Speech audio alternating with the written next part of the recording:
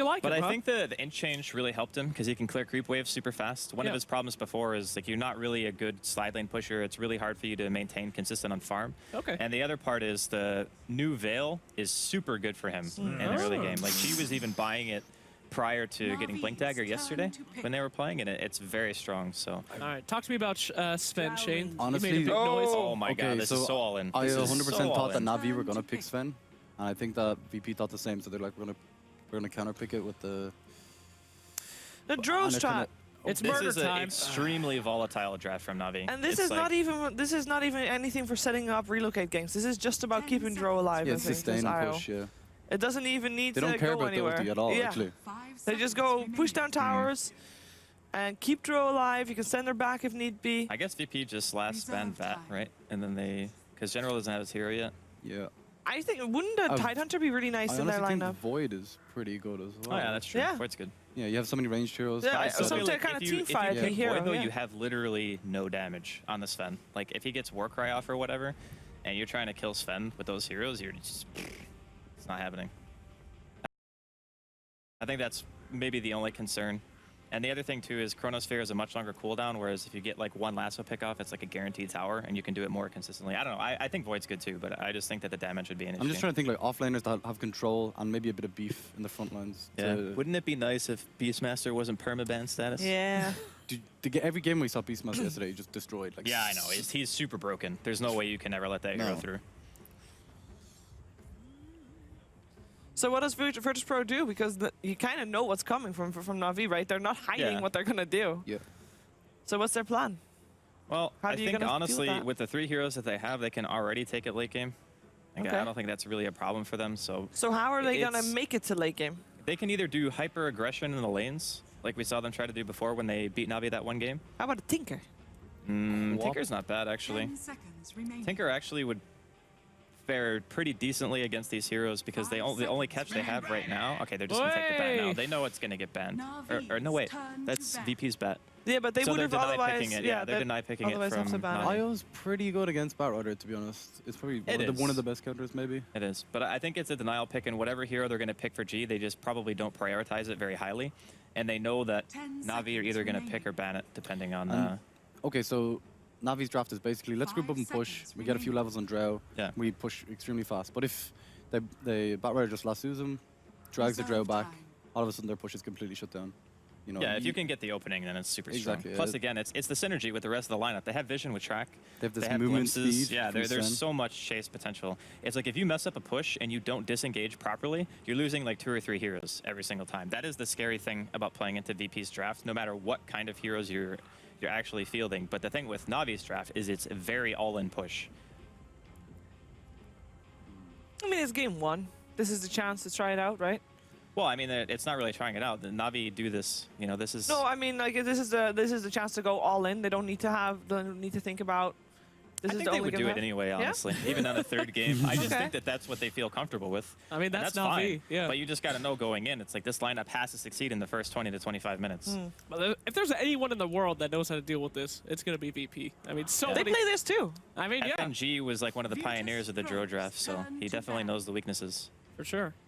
All right, they're going to take out, I mean, you do not want that Death Prophet rolling up on your towers with that kind of push. I mean, they have got to go all in early, so don't want to be on the defensive. Am I right here for Navi? Yeah, but at the same time, it's also giving respect to the bounty, because normally against a hero like Death Prophet, you just say, okay, well, we can pressure her with a Chen, and maybe we get a kill or 2 as soon as the puck hits 6, but I think it's just saying, yeah, we're a little bit scared that if we can't control that hero, it's going to be too much. So I think that's giving a lot of respect to VP, actually. Yeah, VP actually banned out the Void, like we spoke about as well. Yeah. Okay, so they still need that offlaner that's... Maybe we saw Tidehunter yesterday, it did very well. Like, This is actually really nice from FNG, like this draft, because you talked about the 2 control heroes. That is such a hard counter to block, by the way. And the IO as well. That lane is just brutal. Even Is with there a chance they Drow swap up lanes here at this point? aura. I suppose they could put General on Puck and give Dendy something that matches up better against the Do you Venom. put Io Drow mid? I actually wouldn't hate Venom. Venomancer? Yeah. As an offlaner? No, as a mid. No mid. Okay. And then offlane Puck. 5 seconds. You were saying that you didn't understand the Veno against Templar last time. What's different about this game? That was a support Venom. Ah, okay, so you're thinking Mid mid-carry Venom Venom. crushes TA. and it has Dro Aura. So it's like, even if the supports come to your lane, you would be able to keep the lane like completely frozen or even push the tower.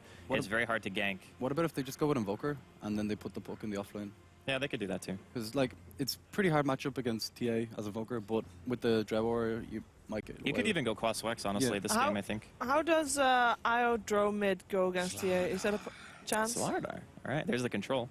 IO Dro probably does more than okay. Okay. Like, you can just get runes, you know, hopefully the bounty is not following the IO because he's following the Chen, and you can get at least one of the runes, use bottle, keep the Dro alive. Dual lane mid, though, I don't know about that. All right, for me, I'm going to go with Navi. I think General's going to make a lot of action happen with the slider. He's going to get early picks, and then they're going to destroy the towers. My brain is telling me VP, but my heart's telling me Navi. I don't know what to do. Okay, you got to say someone. You already said Navi. I'm going to say it's going to go 3 games. Navi will win the series, but they're going to lose the first game. Wow. You said Navi? I'm going to go with VP. Templar Assassin is what I call rock, paper, scissors hero. If you don't have the right kind of hero to beat that shield and take out those ticks, it's not going to happen. They do not have any of that, so VP for this one. Okay, I'm going to believe in Navi for this one, so keeping it spread 2-2. Let's hear what our commentators have to think, though. It is time for our lower bracket finals. First game of the best of 3. virtus.pro versus Navi with Kodogai and Wagamama.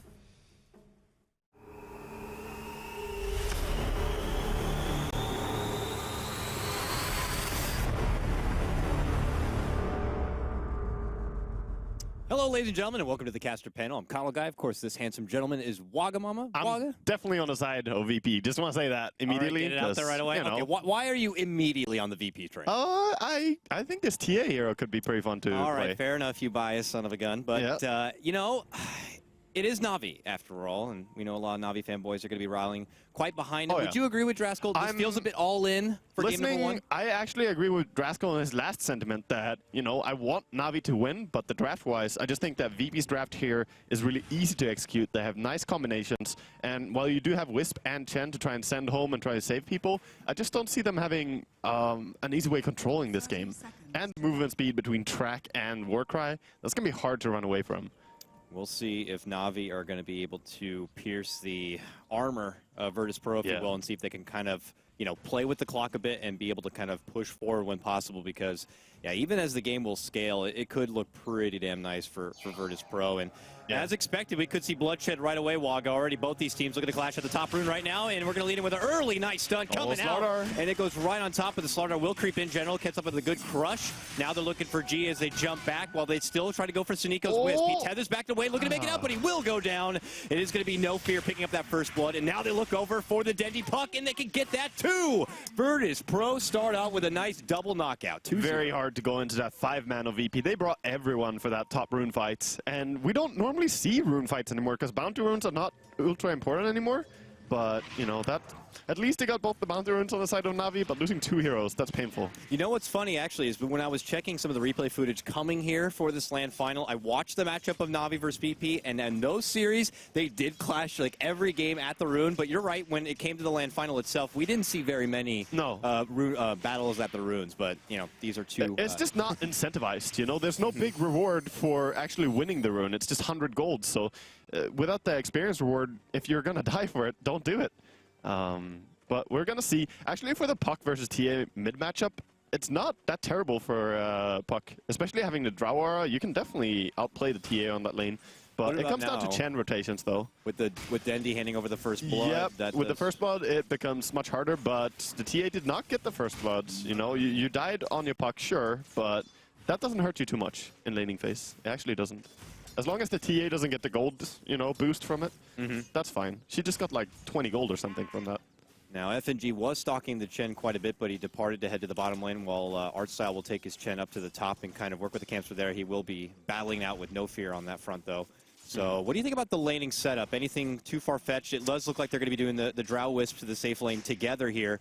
Well, both teams are kind of doing exactly what you would expect. I think a lot of attention should be put onto Chen and what he can do here in the early game. But top lane is going to be pretty hard to punish, I think. The Disruptor, not so easy to catch. He has boots already, so he's going to be just fine staying away from the Chen creeps. And Bounty Hunter, of course, helping out with the rune control here against Soneko. And nice, he has boots and Orb of Venom, so he could pursue a little bit, but the tether will be there. Yeah, he'll be fine.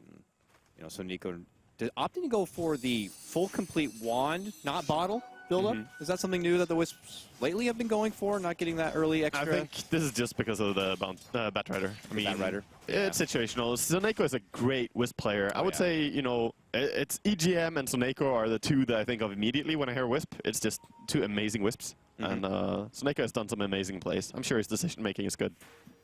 We'll see how that works out. Top lane, you know, Artstyle been doing a nice job kind of, you know, he's kind of getting up the face Disruptor. It might not be easy to catch, but was pulling the attention. But now they put their focus onto Artstyle here. So much Sends damage, out the Shockwave. They get a nice crush for No Fear. They might get the Disruptor down. Will it be support split from both sides? No! So Nico steps in, helps out the Chen in need, pops the wand, gives them all that health back, and it will be Navi being able to get themselves on the board with that Disruptor takedown. Now they're looking for more. Aloha Dance gets the crush, but we got a rotation. No Fear is back, steps in, gets off the Thunder Strike, but they are going to be able to take down the Sven. They get it. One more bash comes out, and they're going to be able to knock him down. Now they're looking for Soneko as a trade. They'll get that one. Another crush comes out, and they're going to get down the No Fear Disruptor once again. The General. Triple kill already, Walker. 3 minutes in, 3 kills for General. Beautiful play there, the aggression. And Soneko with the rotation top, that made a difference. Oh, Dityara also, though, going to be going down that bottom lane. Yoku sees the action top and is like, you know what, I'm going in. Wisp is not here. I'm going to get this drow. He needs to do that. He needs to find a way to punish, because that was Navi just getting the upper hand with the Wisp rotation.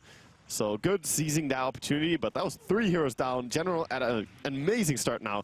Most games you will go Tranquils on your Slaughter, but when you have such a good start here, getting 3 kills immediately, Power Treads is just a fine option here. He's going to have some great DPS. Arcel leaving the top lane. He thinks, yeah, you're good now, dude.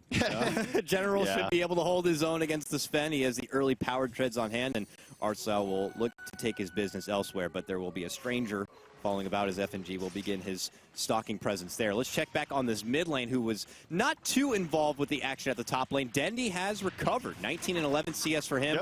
To the 16 and 6 of G. Yeah, I mean, he's doing great on CS, and that's what I'm saying. Like, Puck is not a terrible hero against TA, despite what some people think. The hero's okay if you know what you're doing.